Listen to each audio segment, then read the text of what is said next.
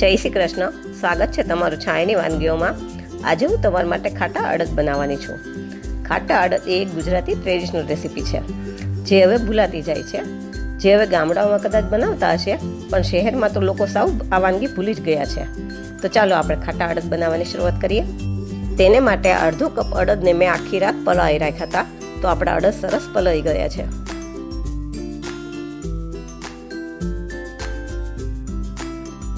હવે આપણે આ અડદને બાફવાના છે. તો તેને માટે કુકરની અંદર આપણે જે અડદ પલાળીને રાખ્યા હતા એ બધા અડદ આમાં નાખી દઈશું.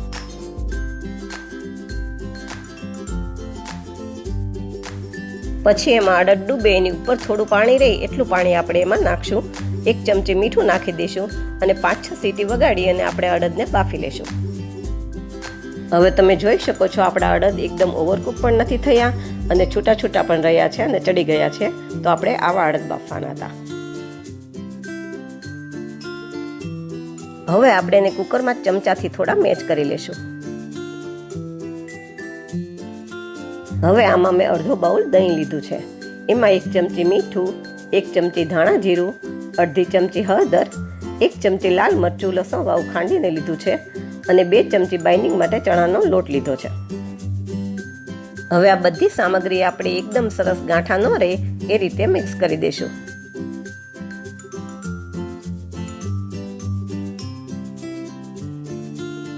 જો તમને મારી વાનગીઓ પસંદ આવે તો મારા વિડીયોને લાઈક કરજો, શેર કરજો અને મારી ચેનલને સબસ્ક્રાઈબ કરજો અને મને કમેન્ટમાં કહેજો કે તમને આ ખાટા અડદની રેસીપી કેવી લાગી.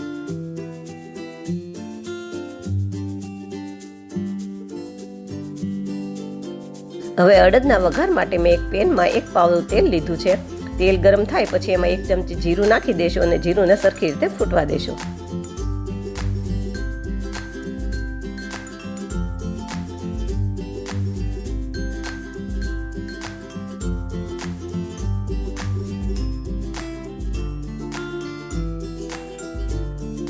પછી એમાં 1 ઇંચ જેટલો આદુનો કટકો ખમણીને લીધો છે અને 2 લીલા મરચાંના કટકા કરીને લીધા છે એ નાખી દેશું અને બંનેને થોડી વાર સાંતળી લેશું.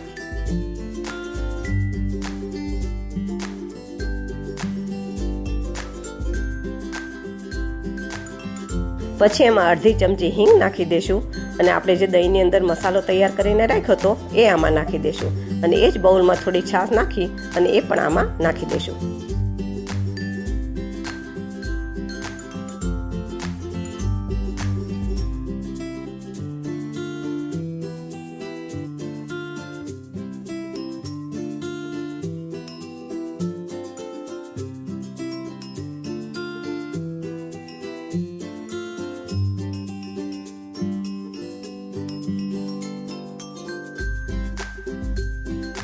હવે આપણું દહીં અને મસાલો બરાબર ચડી ગયો છે તો એની અંદર આપણે જે અડદ બાફીને રાખ્યા હતા એ નાખી દઈશું.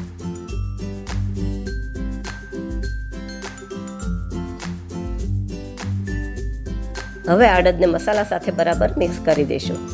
આ અડદને ગામડામાં રોટલા સાથે સર્વ કરવામાં આવે છે કેમ કે રોટલી ભાખરી કરતાં રોટલા સાથે વધારે સ્વાદિષ્ટ લાગે છે. હવે અડદને ઢાંકીને આપણે 5 મિનિટ ચડવા દઈશું.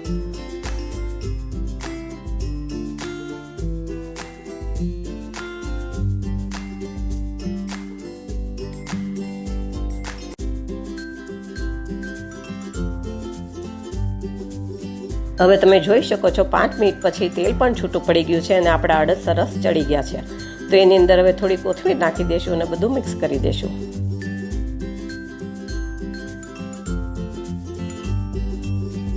હવે આપણે છેલ્લે એમાં એક વઘાર કરવાનો છે. તો વઘારી આમાં મેં 1 પાવડું તેલ લીધું છે.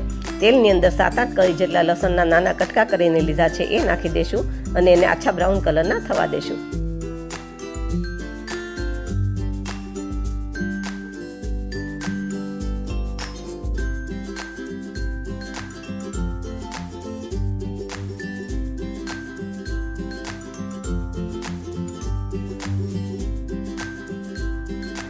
હવે આપણું લસણ આછા બ્રાઉન કલરનું થઈ ગયું છે તો ગેસ બંધ કરી અને એની અંદર આપણે થોડું લાલ મરચું અને થોડી હિંગ નાખી દઈશું અને આ વઘારને આપણે ખાટા અડદ ઉપર રેડી દઈશું.